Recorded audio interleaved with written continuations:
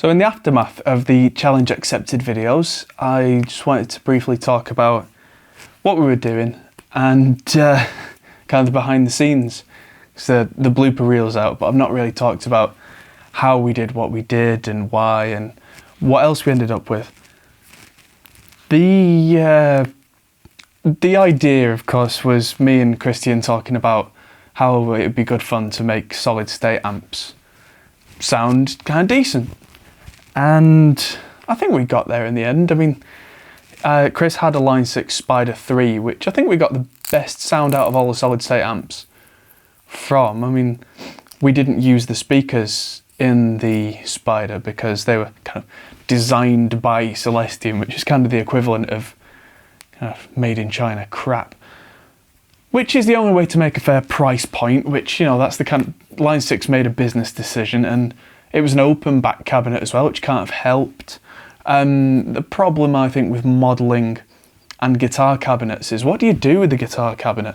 Because if it's trying to emulate the sound of all of these different amps and styles, where do you go? Whereas if it's kind of a rock amp, you can use a closed back cab, the right speakers, you can go, this cab works with this sound. So we were going for a rock and metal kind of sound, so we used my Zilla Fat Boy cab, which has a huge sound. And for those, we used an SM57, as you would, but we also used an SE5 small diaphragm condenser, which I talked about in another video, in the style of Nolly from Periphery. And we firstly tracked the 6-string, 7-string and 8-string. Before we did anything else, we got Lee to kind of pull the part out because it was something he'd half written, and got him to kind of finish it off. And we got him to track through my PV6505, but running through a DI box, a tube DI box by Groove Tubes. So we had a clean copy of the signal, but at the same time, and this is interesting, we had the guitar going into a tube preamp on a tube guitar amp, and that was reacting with the guitar in a certain way that possibly made the guitar respond and sound better when reamped. I don't know.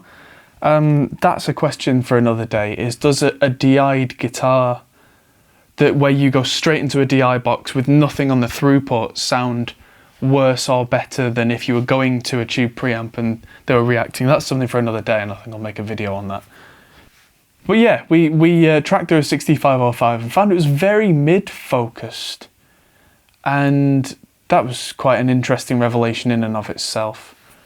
We threw the drums together with Stephen Slate drums, and we did a technique of mine to make kind of prog metal drums where you just fill the kick drum in, is it 16 to 30 seconds, where it just goes digga digga digga digga digga digga digga digga digga digga digga, and then just remove a few and loop it, and hey, you've got a prog metal, math metal drum beat that goes dip dip dip dip dip dip dip, or whatever. If you think about it too hard, it'll give you an aneurysm. So that's how we did that. And the bass I tracked after Lee had finished kind of writing the guitar part. So the 6-string was an Epiphone Les Paul that he had with EMG pickups, which had that kind of big crunchy mid-range.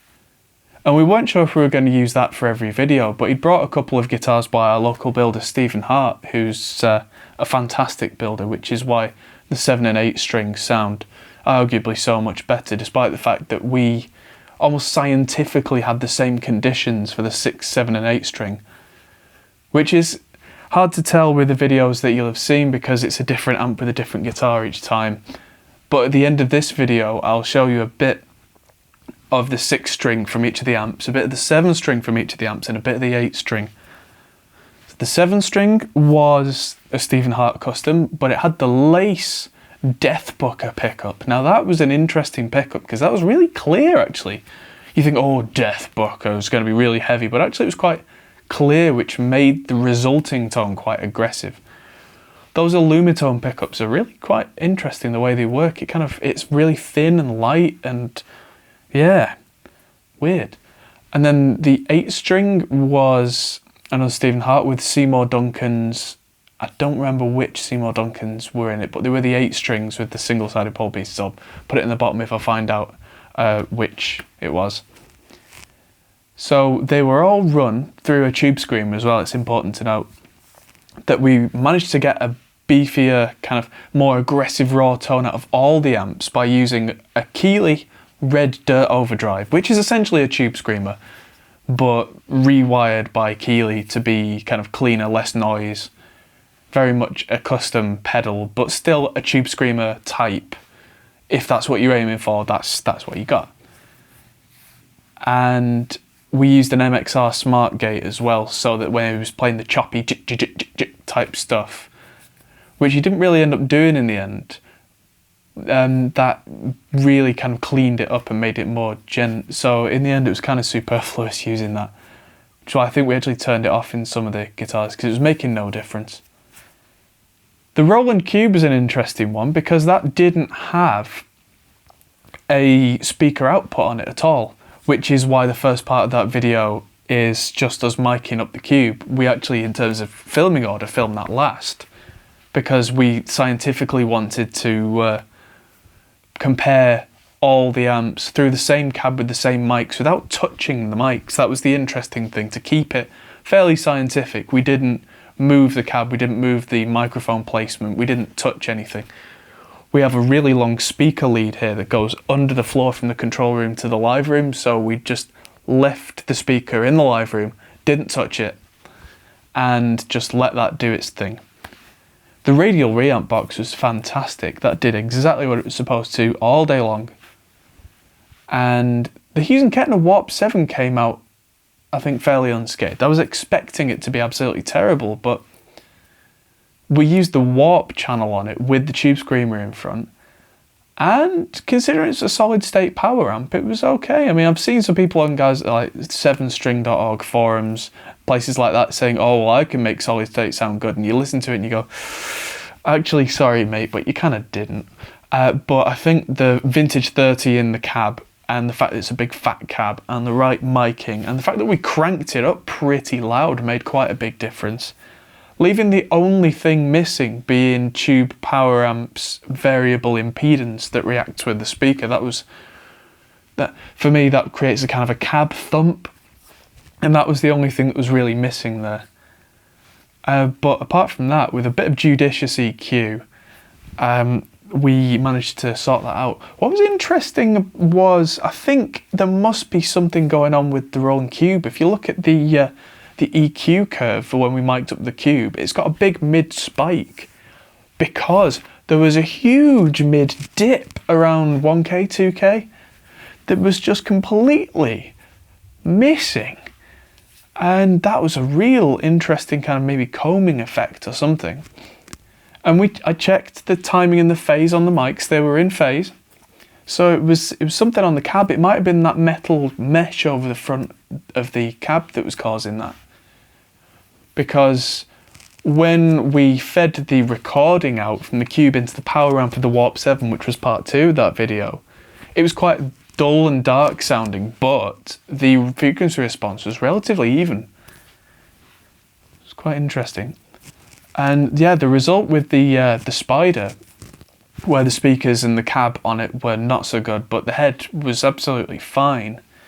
We used one of the green modes of the Line 6 Spider. I think we found that if you try and use the red channels on a Spider, they're trying to make it sound like a finished product, which is okay in your bedroom, but in terms of actual production was awful. What we found was with the green channels that didn't sound finished. They actually sounded more like the real amps. I think we used the green metal channel, and it sounded, after we'd EQ'd it a bit, pretty brutal. And then just for fun, we put things through my PV Windsor, which is a 120 watt Marshall clone, and blended that together with the PV6505, and with a bit of EQ that sounded like a beast. What's interesting is the 6505 was the Chinese combo version. I took it out the cab, and it's you'll have seen that in some of my other videos.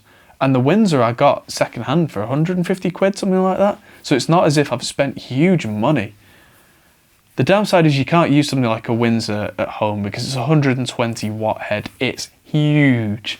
If you just want to play at home, get a cube, or maybe even get a Line 6 Spider, or just get the Spider head and put it on a decent enough cabinet.